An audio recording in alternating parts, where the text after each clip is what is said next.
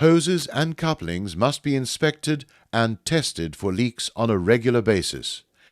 A visual inspection of each hose must be made to check that there is no obvious damage, such as cuts, burns, kinks, or perishing. In preparation for leak testing, the hoses should be connected in the appropriate manner to the gas supply. The selected torch should also be attached at this time, as we will need to test these connections during the process. With the gas supply opened and the regulators adjusted to normal working pressure, a leak test is made by applying leak detection fluid to each joint and connection between the regulators and the torch inlet connections. Observe closely at each connection point for the formation of bubbles that indicate leakage. Where applicable, recheck or resecure fittings and clamps.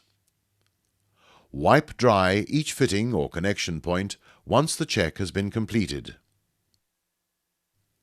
Hoses can be checked for leaks using water as demonstrated. If a hose has a leak, and depending on the position of the leak, the affected area can either be cut off and a coupling refitted, or cut out and a temporary repair made using a hose splicer until new hose can be installed.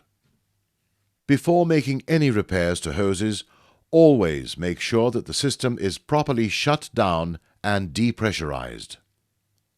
Never attempt to repair leaks in hoses by taping or by patching, as this practice is highly hazardous and also foolish.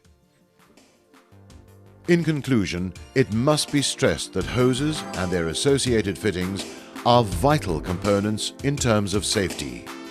Do not neglect to offer these the same care as you would with other equipment in the system.